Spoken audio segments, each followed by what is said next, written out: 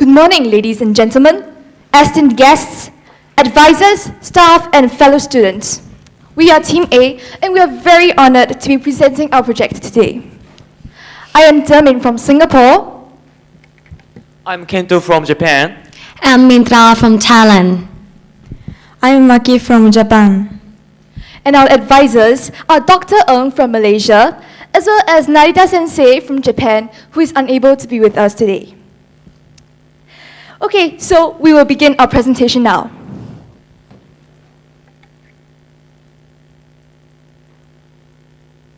Our vision is To strive for a greater emphasis on science and environment knowledge to improve the economy of Japan and ASEAN.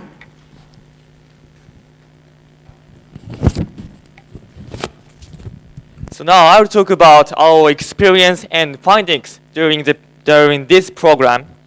In the Logi and Nomi game, we learned very much about the relationship between the economy and the environment, and we will have to weigh our options carefully first. And in order to be so, applying knowledge is very important. In Toshiba Science Museum, we found that we have various ways that many people can gain knowledge about science, not only the lecture in the classroom. Especially focus on the science show, the comment to explain things slowly and clearly to young children, so that they could understand science more easily. And the lecture in Tokyo University, we learned that every country has many economic problems, which come as a result of various factors. Therefore, we can learn about how these factors affect our economy, and this applying our knowledge is the key to solving the problem all over the world. Next, I will explain how we reached this our vision in 2035. To make what we think about more clearer, we did mapping about our experience and each vision first, and we picked up 4 keywords from the map: knowledge, science, and environment and economy. Then we thought over the relationship among these 4 keywords and reached this vision.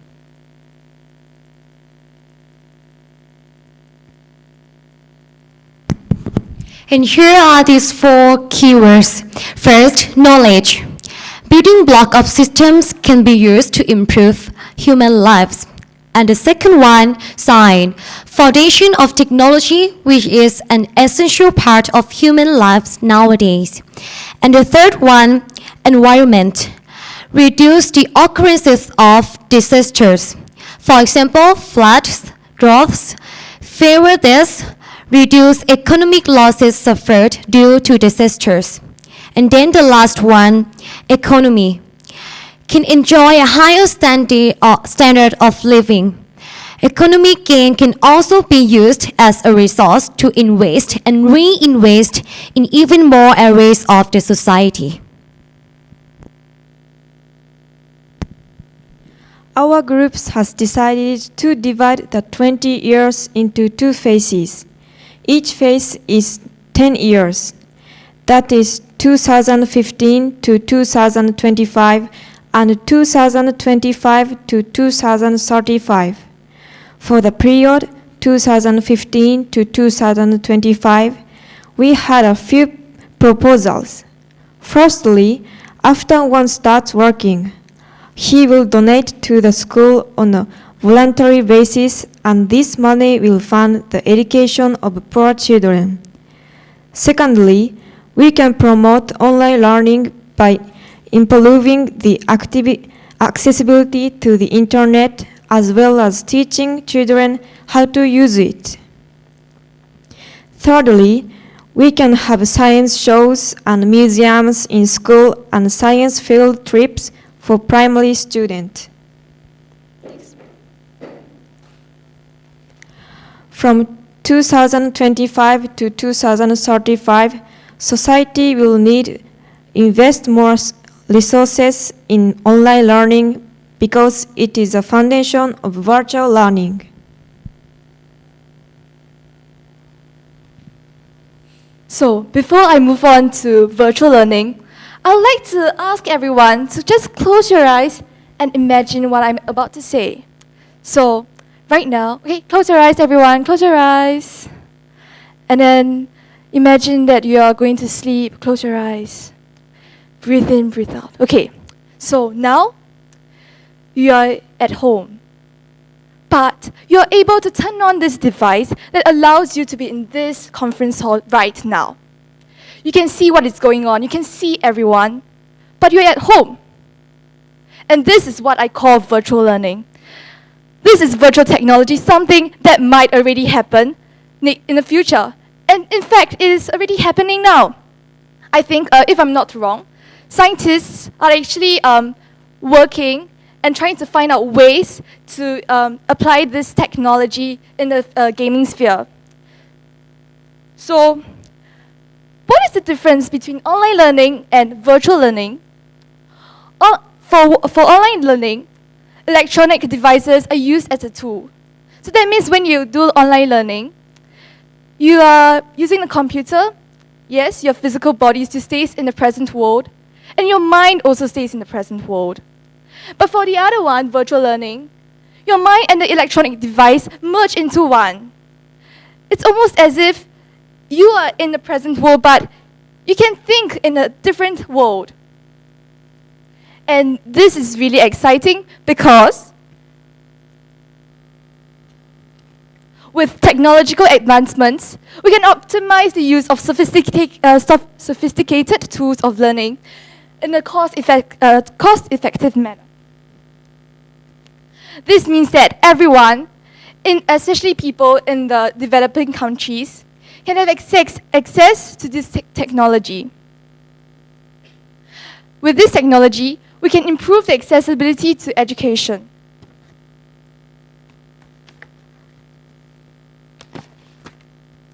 We can also promote international sharing of knowledge among people from different countries because, as I have said earlier, you can be at home, but then you can connect to so many different people in so many different worlds and countries. And lastly, with this technology, you can enjoy the typical classroom experience even in cases of emergencies. For example, in Japan, earthquakes are very common.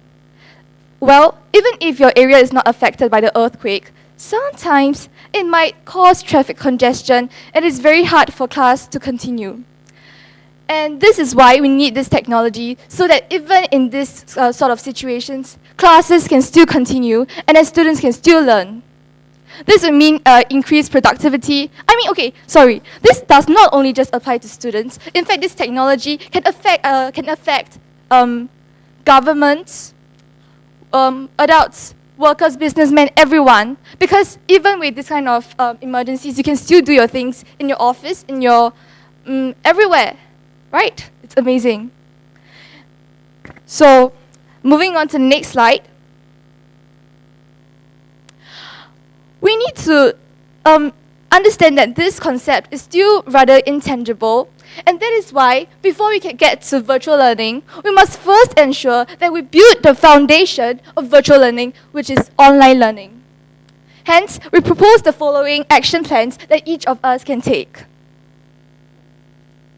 Firstly, in our proposal just now, we said that we could help to ensure that every underprivileged child could get education. And what concrete actions can we take? Well, we could initiate and promote student donation to schools. So what do I mean by student donation? Well, for example, right now, I am studying in school, so maybe a few years later, I'll graduate and then I'll be working. So when I start to have a steady income, I can choose to donate back to my school because of what I've learned, because of all the things that I've learned from my school, and I feel like it is my responsibility to give back to society. So I can donate some of my money to society, back to schools, my school. And then this money can be used to support the education of less privileged students who might not be able to support their education financially. So this is what I mean by student donation. I don't think we will be recommending this to the government immediately because we still need to try this out in our schools first. So I think firstly it will still be a school-based action. For the second point, promoting online learning, we think we will want to promote existing educational websites such as Khan Academy as well as MIT OpenCoursewares. Even though these websites are more like for maybe tertiary educational level students, we feel that we can first promote these existing websites to students who are at this level, and then maybe we ourselves can look into ways that which can develop websites for primary school students. And lastly, for exposure to science and environment knowledge from an early age, we think we can invite speakers to talk about these subjects in our schools. We can also write letters to the Ministry of Education to implement environment class in our school. And in these classes, we will learn how to reduce, reuse, and recycle, and as well as other pressing environmental issues that we are facing right now. So it will have the purpose of raising awareness as well as teaching us how to exactly combat these problems. As for virtual learning, I think because this is still a rather abstract subject, I think what we can do is to lay the foundation by attending international science conferences and sharing this idea with leading researchers in this field. And we can also sponsor research related to this topic when we are rich in the future. So thank you very much for listening, and that is all for our presentation. Thank you very much. Thank you very much, Group A, for your wonderful presentation. Now it's a time for question and answer. We have 5 minutes for question and answer.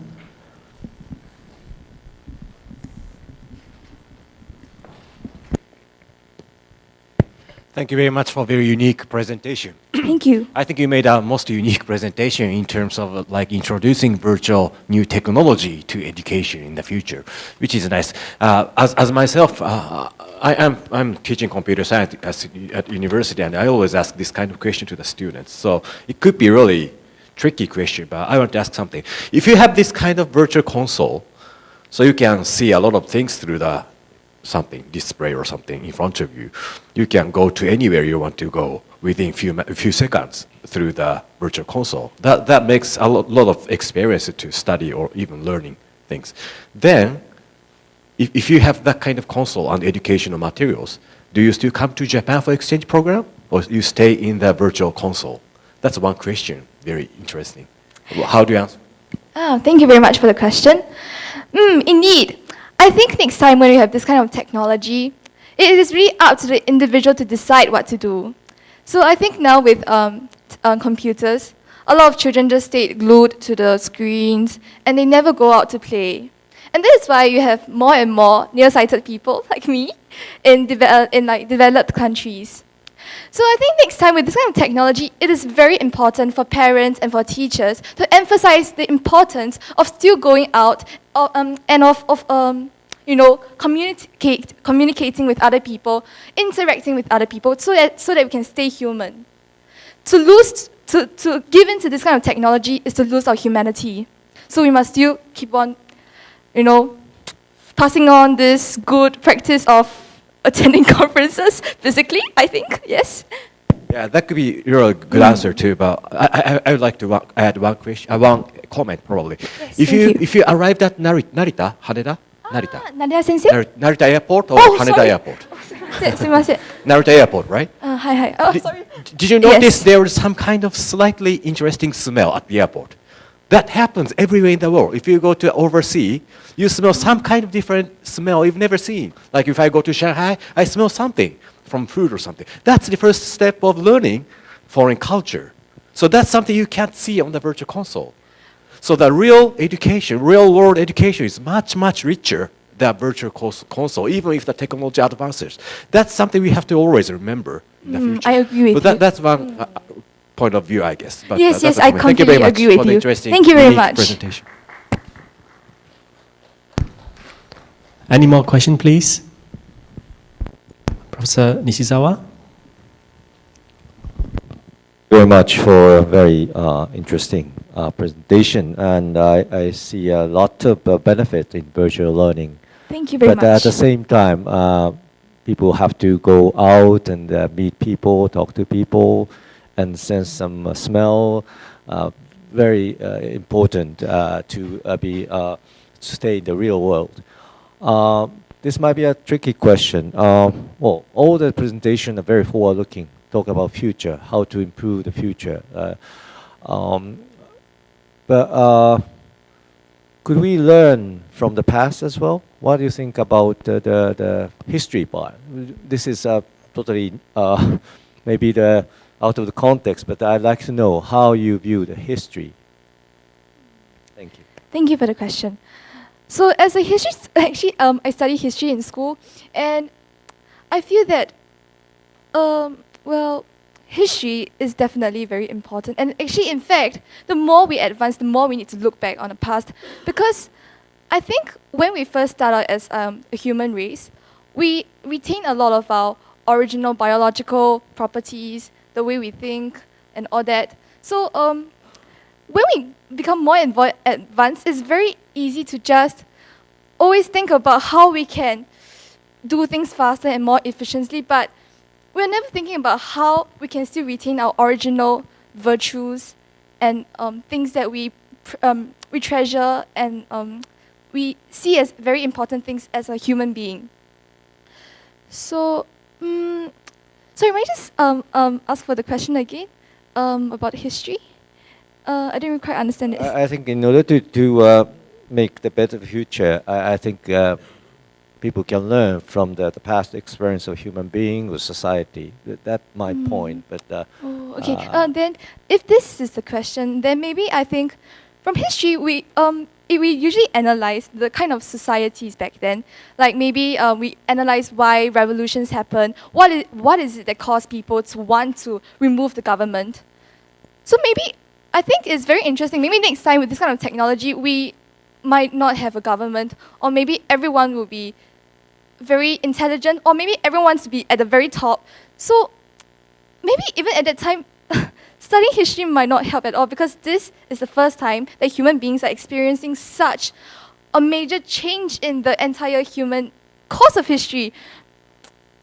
How do I say? Okay, I've once read somewhere that for us, the rate of development as well as the rate of learning is kind of like an exponential graph. It goes like this.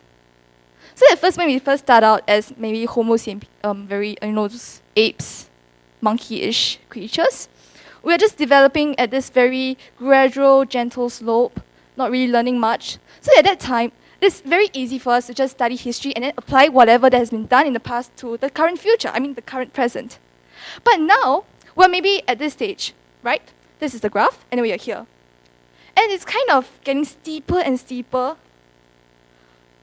so steep, that maybe studying history would only allow us to get an idea of what might happen, but we really need to make use of our current knowledge to make accurate predictions.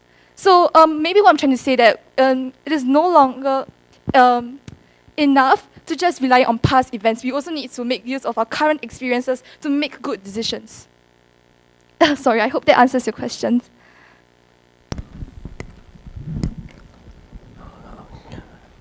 One last question, please. Okay. If there is no more question, I would like to say thank you very much for Group A for your excellent presentation.